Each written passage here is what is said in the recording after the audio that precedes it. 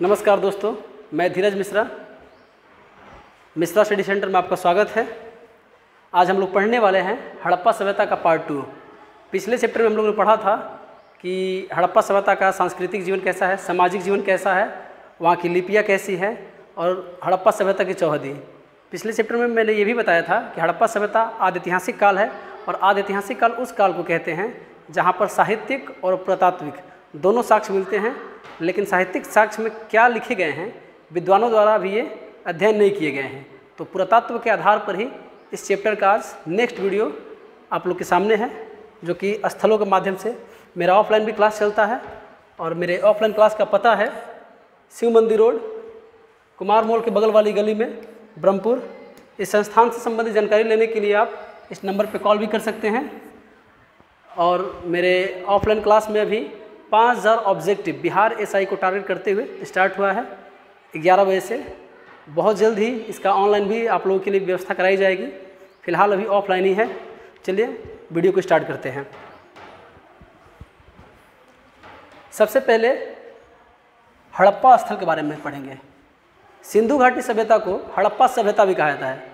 सिंधु घाटी सभ्यता यह पुरातत्व के आधार पर ही कहा जाता है, क्योंकि जो सर्वाधिक अवशेष मिले हैं वो सिंधु नदी के किनारे मिलने के कारण इस सभ्यता को सिंधु घाटी की सभ्यता कहा गया है। लेकिन जो पहला उत्खनन हुआ था वो हड़प्पा में हुआ था, अतः इस सभ्यता को हड़प्पा सभ्यता भी कहा जाता है। इसके उत्खननकर्ता जो थे वो पुरातत्व विभाग के जो अध्यक्ष या निर्देशक सर्जन मार्शल के निर्देश में किया गया था। और पुरातत्व विभाग के अध्यक्ष सर्जन मार्शल थे, लेकिन उत्खननकर्ता थे राय बहादुर दयाराम साहनी। तो हड़प्पा सभ्यता का उत्खननकर्ता कौन? राय बहादुर दयाराम साहनी। पुरातत्व विभाग के निर्देशक कौन थे? Sir John Marshall. इन्हीं के निर्देश में इस स्थल का उत्खनन हुआ था। यह वर्तमान में पाकिस्तान प्रांत के मोंटोगोमरी जिला में स्थित है तथा रावी नदी किनारे स्थित है। हड़प्पा रावी नदी किनारे एग्जाम में बहुत बार ये क्वेश्चन आ चुके हैं। हड़प्पा बहुत लोग का कन्फ्यूजन होता है और सिंधु नदी मारकर चले जाते हैं। तो याद रखिएगा कि हड़प्पा रावी नदी किनारे और मोहनजोदड़ो सिंधु नदी किनारे। हड़प्पा सभ्यता का उत्खनन 1921 ईस्वी में हुआ था।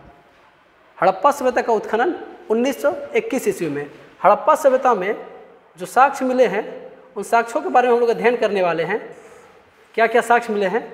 सबसे पहला, कुम्हार का चाक हड़प्पा सभ्यता से मिला हुआ है। दूसरा, श्रमिक का आवास, मजदूर का घर मिला हुआ है यहाँ से। अन्नागार मिले हुए हैं। लेकिन एग्जाम में क्वेश्चन पूछ दे कि बृहत अन्नागार कहाँ से मिला हुआ है, तो आप लोग याद रखेंगे कि बृहत अन्नागार मोहनजोदड़ो से मिला हुआ है।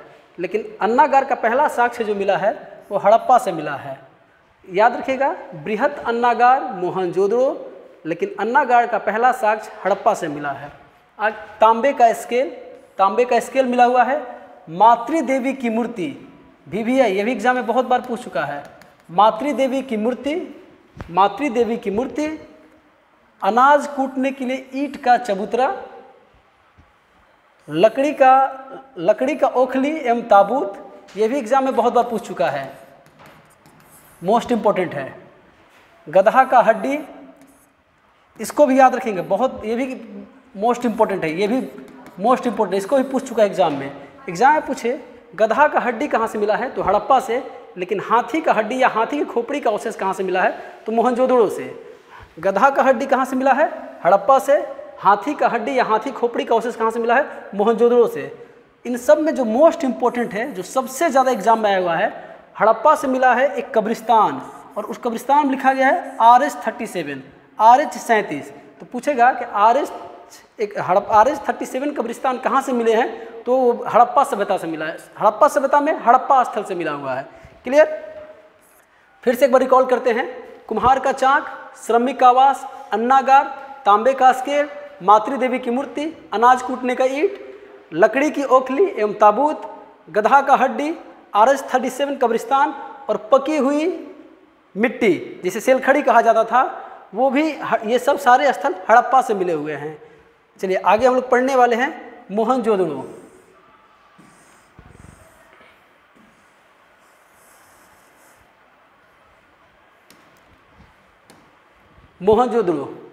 मोहनजोदड़ो इस स्थल का उत्खनन वर्ष 1922 में हुआ था।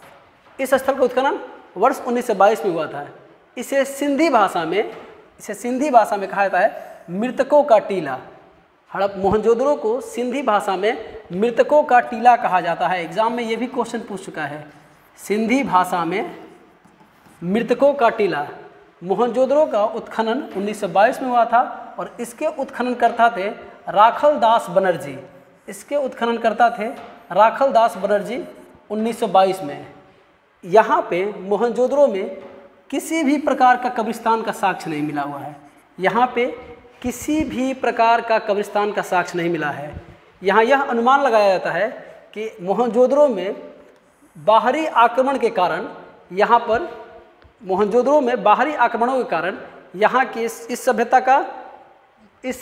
सभ्यता में मोहनजोदड़ो का विनाश हुआ है और यहाँ पर किसी भी प्रकार का कब्रिस्तान का साक्ष्य नहीं मिला है। यह भी पुरातत्व विभाग के जो अध्यक्ष थे सर जॉन मार्शल, उन्हीं के निर्देश में राखल दास बनर्जी द्वारा 1922 में किया गया है। यह सिंधु नदी के किनारे, एग्जाम में बहुत बार क्वेश्चन पूछा है, सिंधु नदी के किनारे, हड़प्पा रावी नदी किनारे, मोहनजोदड़ो सिंधु नदी किनारे। इसकी वर्तमान स्थिति है पाकिस्तान के सिंध प्रांत के लरकाना जिला, याद रखेंगे, सिंध प्रांत के लरकाना जिला में स्थित है। हड़प्पा कहाँ स्थित है? पाकिस्तान के मोंटोगोमरी जिला में। और मोहनजोदड़ो कहाँ स्थित है? सिंध प्रांत के लरकाना जिला में स्थित है। इस सभ्यता का, इस हड़प्पा सभ्यता में जो सबसे बड़ा नगर है वो मोहनजोदड़ो को माना जाता है और मोहनजोदड़ो से निम्नलिखित अवशेष प्राप्त हैं। सबसे पहले सूती कपड़े का अवशेष।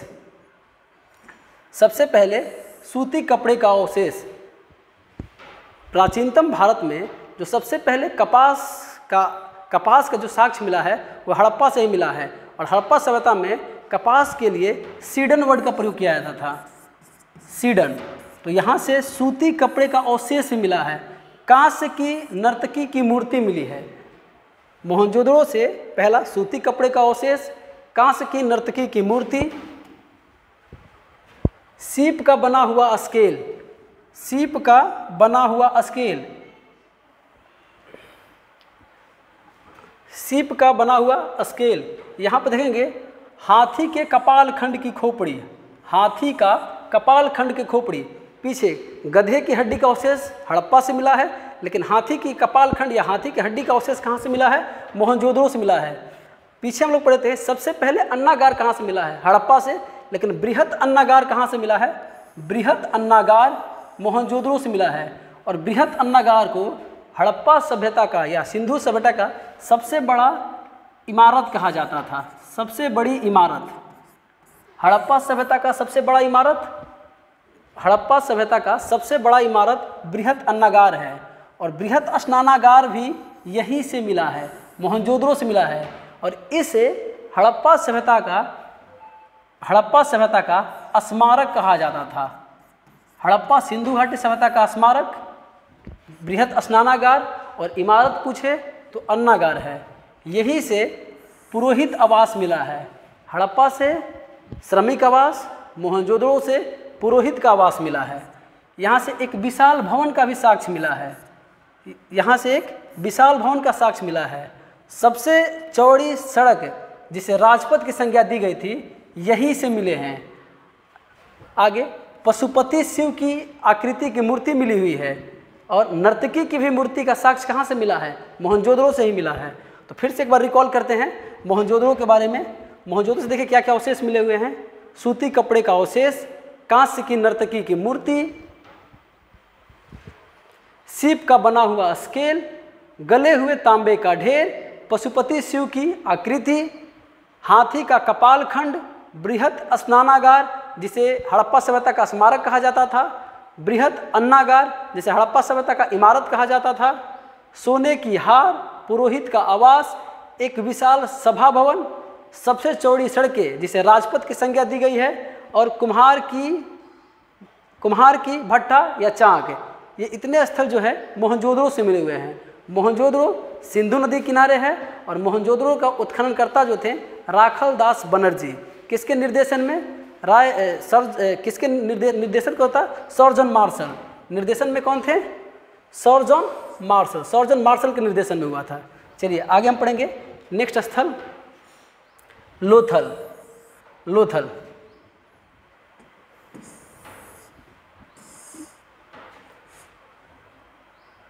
लोथल यह हड़प्पा सभ्यता के एक बंदरगाह था। पिछली क्लास में हम आप लोगों को बताए थे कि हड़प्पा सभ्यता में कृषि भी होती थी और व्यापार का भी अवशेष मिला था, यानी वस्तुओं का आयात निर्यात भी होता था। तो लोथल हड़प्पा सभ्यता या सिंधु घाटी सभ्यता का एक बंदरगाह था, डॉकयार्ड था। लोथल वर्तमान में गुजरात में स्थित है। गुजरात में किस नदी के किनारे? भोगवा नदी के किनारे। यह एक बंदरगाह है। आप लोगों को भी बताया गया कि लोथल एक बंदरगाह है। लोथल का सर्वाधिक जो व्यापार होता था वह मेसोपोटामिया से होता था। यह मेसोपोटामिया ऐसा साक्ष्य लोथल से मिले एक मोहर, जहाँ से जो कि मेसोपोटामिया की मोहर थी, ऐसा अनुमान लगाया जाता है। लोथल का उत्खननकर्ता जो थे रंगनाथ राव थे। कई बार एग्जाम में क्वेश्चन पूछ चुका है कि लोथल के उत्खननकर्ता रंगनाथ राव, हड़प्पा के उत्खननकर्ता राय बहादुर दयाराम साहनी, मोहनजोदड़ो का उत्खननकर्ता राखल दास बनर्जी और लोथल का उत्खननकर्ता रंगनाथ राव। इसका उत्खनन 1954-55 में हुआ था। यह एक बंदरगाह है। स्थिति कहाँ है? गुजरात में भोगवा नदी के किनारे। गुजरात में भोगवा नदी किनारे। यहाँ इसका सबसे ज़्यादा व्यापार किससे होता था? मेसोपोटामिया के साथ होता था। मेसोपोटामिया विश्व की सबसे प्राचीनतम, पिछली क्लास में आपको बताया गया है कि विश्व की सबसे प्राचीनतम ग्रामीण सभ्यता मेसोपोटामिया की सभ्यता और विश्व की सबसे प्राचीनतम शहरी सभ्यता हड़प्पा सभ्यता। तो हड़प्पा सभ्यता का जो सबसे ज़्यादा, हड़प्पा सभ्यता में लोथल से सबसे ज़्यादा मेसोपोटामिया के साथ व्यापार होता था। लोथल एक बहुत बड़ा गोदीबाड़ा डॉकयार्ड या वह स्थान जहाँ से आयात निर्यात होते थे, यानी बंदरगाह। हड़प्पा सभ्यता का सबसे बड़ा बंदरगाह लोथल था। लोथल से एक चिन्ह मिला है, स्वास्तिक का चिन्ह है। याद रखिएगा, हड़प्पा सभ्यता में किसी भी मंदिर का अवशेष नहीं मिला है, लेकिन हड़प्पा सभ्यता में स्वास्तिक का चिन्ह मिला है, जो यह प्रमाणित करता है कि यहाँ के लोग सूर्य की पूजा या उनकी उपासना करते थे। हड़प्पा सभ्यता में किसी मंदिर का साक्ष्य नहीं मिला है, लेकिन स्वास्तिक का साक्ष्य मिलने से यह अनुमान लगाया जाता है कि वहाँ पे कालीबंगा से अग्निकुंड या हवन कुंड का साक्ष्य मिला है। तो यह अनुमान लगाया जाता है कि हड़प्पा या सिंधु घाटी सभ्यता के लोग जो थे वह कर्मकांड में विश्वास रखते थे और पूजा करते थे, लेकिन वहाँ से किसी मंदिर का साक्ष्य नहीं मिलने के कारण किसी स्पेशल देवी देवता का साक्ष्य नहीं मिला है। लेकिन यह अनुमान लगाया जाता है कि वहाँ के लोग पशुपति की पूजा करते थे और उनका आराध्य देव शिव था। लोथल में एक युगल समाधि मिली है, युगल सावधान, जो यह प्रमाणित करता है कि यह इस काल में सामाजिक व्यवस्था में सती प्रथा का प्रचलन था। अर्थात युगल समाधि से यह साक्ष्य मिलता है कि यहाँ सती प्रथा का प्रचलन था। सती प्रथा का साक्ष्य आगे आपको मिलेगा इतिहास में, गुप्त वंश में, कि सती प्रथा का सबसे पहले साक्ष्य एरण अभिलेख से मिलता है, जिसका संबंध है राजा भानुगुप्त से और उन्हीं के सेनापति भोजराज की पत्नी की सती होने का साक्ष्य मिलता है। लेकिन हड़प्पा सभ्यता में सती होने का सबसे पहला साक्ष्य लोथल से मिला है। लोथल से यह अनुमान लगाया गया है कि यहाँ से युगल समाधि, तो एग्जाम में कई बार क्वेश्चन पूछ चुका है कि युगल समाधि का साक्ष्य कहाँ से मिले हैं, तो लोथल से। युगल समाधि या सती प्रथा का साक्ष्य कहाँ से मिले हैं, तो लोथल से। लोथल से ही गेहूँ पीसने वाली चक्की का प्रमाण मिला है। यहाँ पे गेहूँ पीसने वाली चक्की का भी प्रमाण मिले हुए हैं। आगे हम लोग पढ़ेंगे चनहुद्रों के बारे में।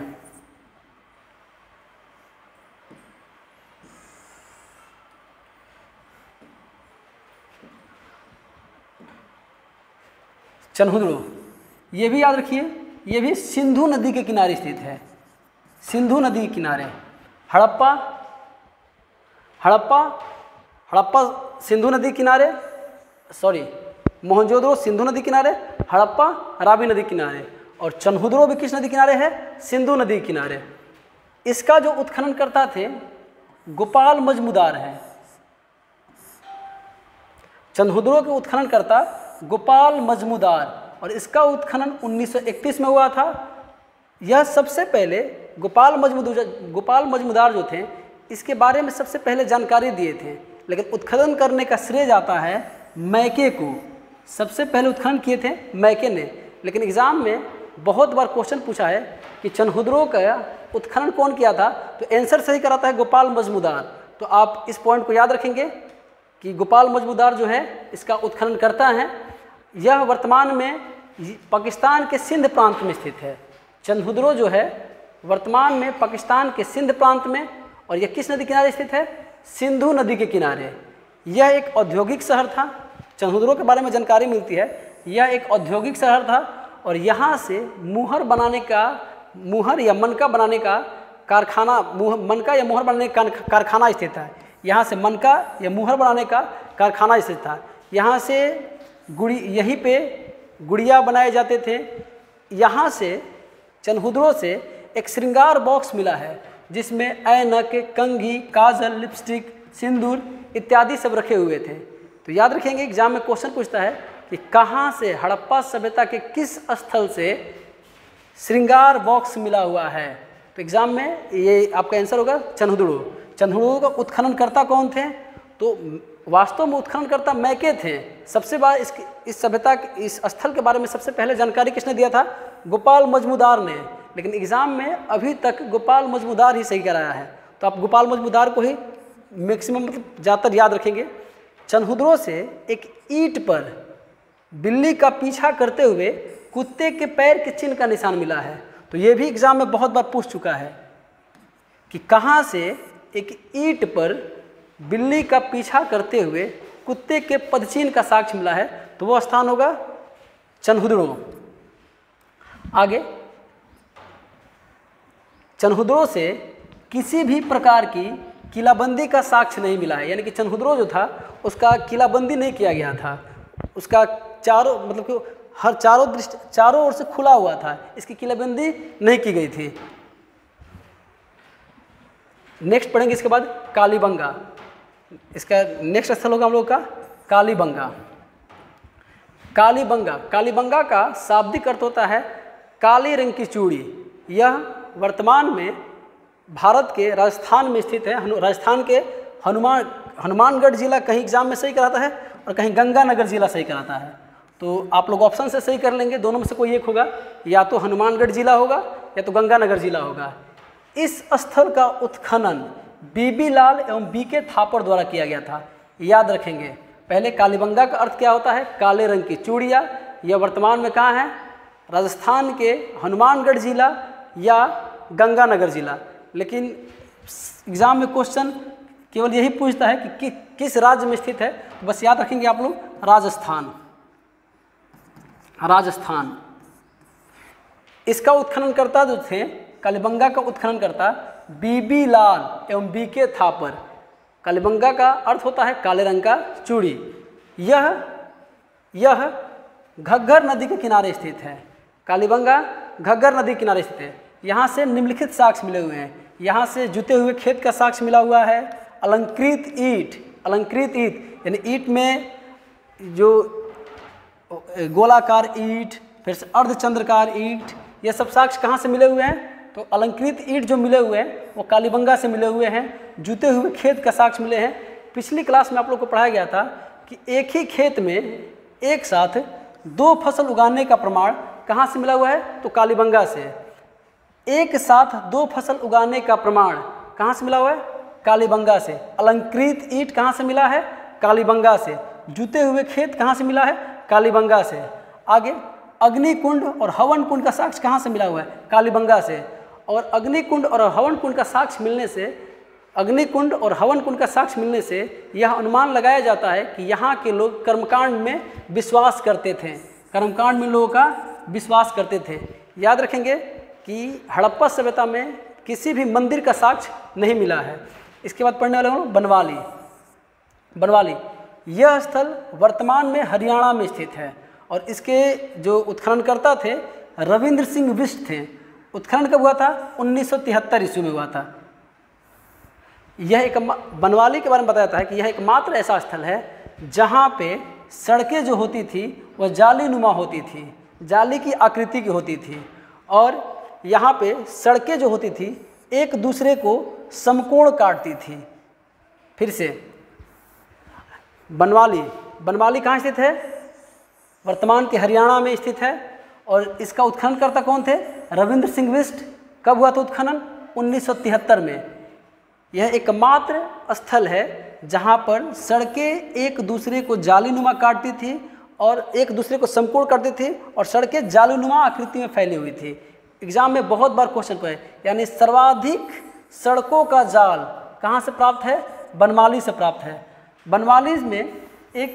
बनवाली से ही पकी हुई मिट्टी, यानी हल का प्रमाण, मिट्टी का हल जो आग में पका हुआ था उसका प्रमाण मिलता है। बनवाली से पकी हुई मिट्टी के हल का प्रमाण मिलता है। यहीं से मिट्टी के बर्तन का साक्ष्य मिला है। यहाँ से मिला है कि काले रंग की मिट्टी पर लाल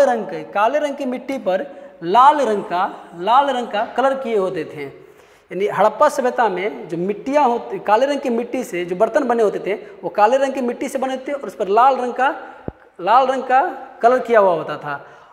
और इस सभ्यता में हम बताएं कि जो इस बर्तन पे या यहाँ पे जो साक्ष्य मिले होते थे, यहाँ पर स्त्री और पुरुष दोनों के, बर्तन पे स्त्री और पुरुष दोनों के चित्र अंकित हुआ करते थे, लेकिन सर्वाधिक सबसे ज़्यादा स्त्री के चित्र अंकित होने के कारण ऐसा अनुमान लगाया जाता है कि यह सभ्यता मातृसत्तात्मक है।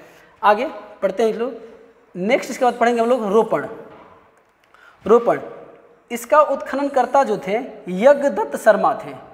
रोपण के उत्खननकर्ता यज्ञदत्त शर्मा है। इसका उत्खनन कब हुआ था?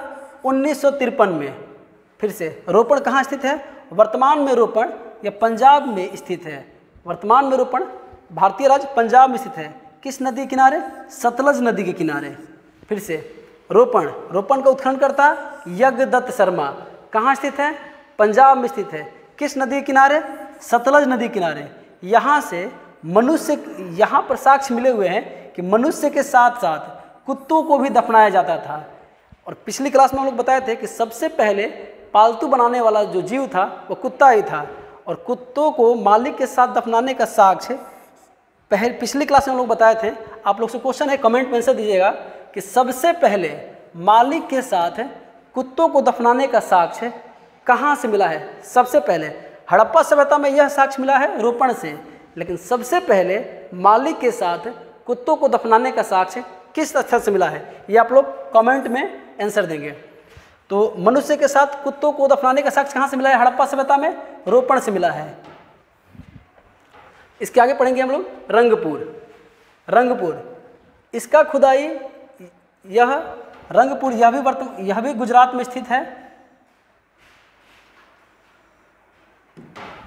यह भी गुजरात में स्थित है और इसका उत्खननकर्ता, रंगपुर के उत्खननकर्ता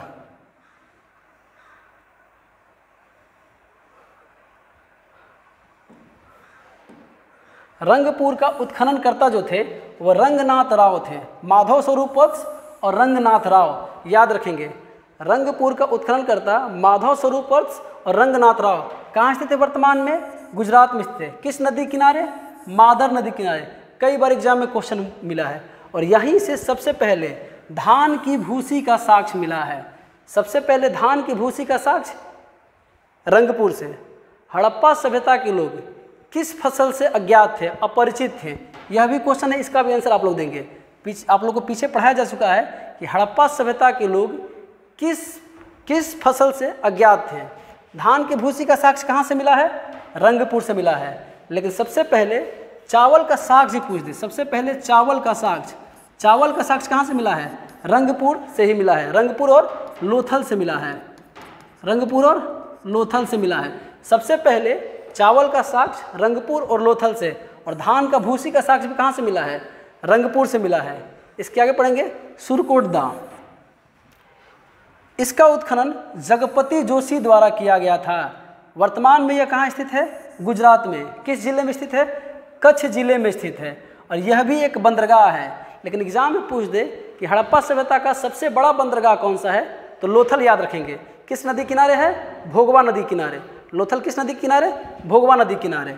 लेकिन हड़प्पा सभ्यता का एक और बंदरगाह का नाम, पहला बंदरगाह हो गया आप लोगों का लोथल, दूसरा बंदरगाह हो गया सुरकोटदा। कहाँ स्थित है? गुजरात में। किस जिले में? कच्छ जिले में स्थित है। यहाँ से जो साक्ष्य मिले हैं, कलश, सावधान, घोड़े की हड्डी, गधा का हड्डी कहाँ से मिला है? हड़प्पा से। हाथी की खोपड़ी कहाँ से मिली है? मोहनजोदड़ो से। लेकिन घोड़े की हड्डी कहाँ से मिली है? घोड़े की हड्डी का साक्ष्य मिला है सुरकोतदा से। यही लेकिन एग्जाम में क्वेश्चन पूछ दे, कई बार एग्जाम में क्वेश्चन पूछा है कि सबसे पहले घोड़े का अस्थि पंजा कहाँ से मिला? घोड़े के अस्थि पंजे का साक्ष्य सबसे पहले कहाँ से मिला है? सुतकोतदा से मिला है। घोड़े के अस्थि पंजा का साक्ष्य कहाँ से मिला है? सुतकोतदा से मिला है। तो यहाँ से फिर से याद कर लेंगे, एक कलश, सावधान, घोड़े की हड्डी एवं एक अनोखा कब्र। अनोखा कब्र कहाँ से मिला है? तो अनोखा कब्र सुरकोतदा से। लेकिन एग्जाम में यही पूछ दे कि एक कब्रिस्तान जिस पर RS-37 लिखा गया है वह कहाँ से मिला है? तो हड़प्पा से मिला है। कब्रिस्तान RS-37 कहाँ से? हड़प्पा से। फिर से कलश, सावधान, घोड़े की हड्डी और अनोखा कब्र, यह कहाँ से मिले हैं? इसका साक्ष्य कहाँ से मिला है? तो सुरकोतदा से। कहाँ स्थित है वर्तमान में? गुजरात के कच्छ जिले में। उत्खननकर्ता कौन है? जगपति जोशी। उत्खननकर्ता कौन? जगपति जोशी। चलिए उसके बाद पढ़ेंगे सूतकांगेडोर।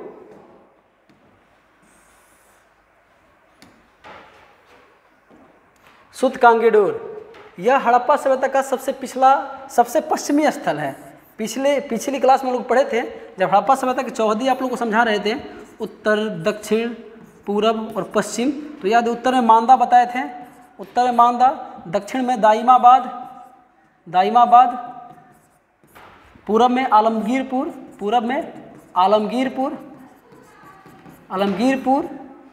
और पश्चिम में सूतकांगेडोर, जो कहाँ स्थित है? बलूचिस्तान में स्थित है। कहाँ स्थित है? बलूचिस्तान में।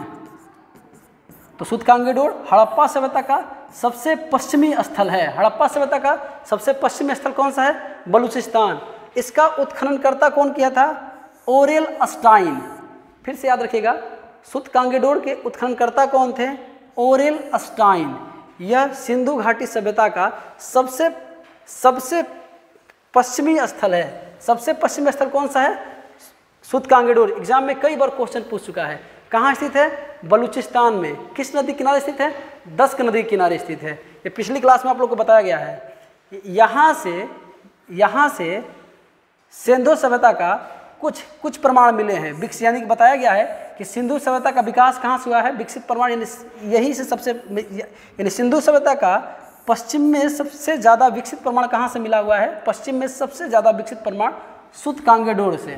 तो ये हड़प्पा सभ्यता का आप लोग का जो स्थल से जो मिलने वाले साक्ष्य थे उनके बारे में हम लोगों ने जानकारी लिया। आगे हम लोग जानकारी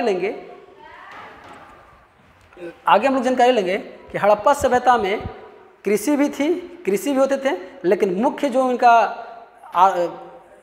अर्थ का आधार था, मुख्य जो अर्थव्यवस्था की आधार थी वो व्यवसाय थी। व्यवसाय में जो वस्तुओं की आयात निर्यात होती थी उसके बारे में हम लोग जानकारी लेंगे। हड़प्पा सभ्यता में चांदी का आयात कहाँ से होता? ईरान से और अफगानिस्तान से। याद रखेंगे, बहुत बार एग्जाम में क्वेश्चन पूछ चुका है। हड़प्पा सभ्यता में चांदी का जो आयात होता था हड़प्पा सभ्यता में, यानी हड़प्पा सभ्यता को जो आयात होते थे वो कहाँ से होता है? ईरान से और अफगानिस्तान से। टीन भी ईरान से और अफगानिस्तान से। यानी चांदी और टीन कहाँ से होते थे? ईरान, अफगानिस्तान से। सीसा का पूछे तो सीसा भी देखिए, चांदी, टीन, सीसा स्थल सेम है। चांदी, टीन, सीसा, ईरान, अफगानिस्तान। चांदी, टीन, सीसा, ईरान, अफगानिस्तान। तांबा का जो आयात होता था कहाँ से होता था? खेतड़ी से। खेतड़ी कहाँ पड़ता है? राजस्थान में। तो तांबा का आयात खेतड़ी कहाँ है? राजस्थान में। खेतड़ी से और बलूचिस्तान से। फिर से पूछे, तांबा कहाँ से? खेतड़ी से और बलूचिस्तान से। सेलखड़ी का आयात कहाँ से होता है? बलूचिस्तान, राजस्थान और गुजरात से। फिर से पूछे एग्जाम में, सेलखड़ी कहाँ से होता था? बलूचिस्तान, राजस्थान, गुजरात से। लाजवर्द का आयात कहाँ से होता? मेसोपोटामिया। मेसोपोटामिया से याद रखेंगे कि विश्व की सबसे पहली ग्रामीण सभ्यता कौन सी थी? मेसोपोटामिया की सभ्यता। तो लाजवर्द का आयात कहाँ से होता था? मेसोपोटामिया से और अफगानिस्तान से। एक और एग्जाम में क्वेश्चन पूछता है शिलाजीत। शिलाजीत शिलाजीत का आयात कहाँ से होता था? हिमालय क्षेत्र से। हिमालय क्षेत्र से। हिमालय क्षेत्र से। तो शिलाजीत का आयात कहाँ से होता था? हिमालय क्षेत्र से। ये हड़प्पा सभ्यता के जो मोस्ट इंपॉर्टेंट क्वेश्चन थे, जो एग्जाम के लिए मोस्ट इंपॉर्टेंट थे, आप लोगों को करा दिया गया। आप लोग इस वीडियो को अच्छे से देख लेंगे। यहाँ से आने वाले जितने भी क्वेश्चन थे वो आप लोग करा दिए गए हैं। अब उसके बाद इसका ऑब्जेक्टिव करवा देंगे, जो कि एग्ज़ाम में क्वेश्चन आए हुए हैं, और आप उसको कर लेंगे। फिर आप लोग इसका जितना हो सके घर पे ऑब्जेक्टिव लगाते रहिएगा। हड़प्पा सभ्यता का इतना मोस्ट इंपॉर्टेंट क्वेश्चन जो आपके लिए लाभदायक था। चलिए, मेरा वीडियो देखने के लिए आप लोगों को धन्यवाद। अगर अच्छा लगे तो चैनल को सब्सक्राइब करें और शेयर कर दें।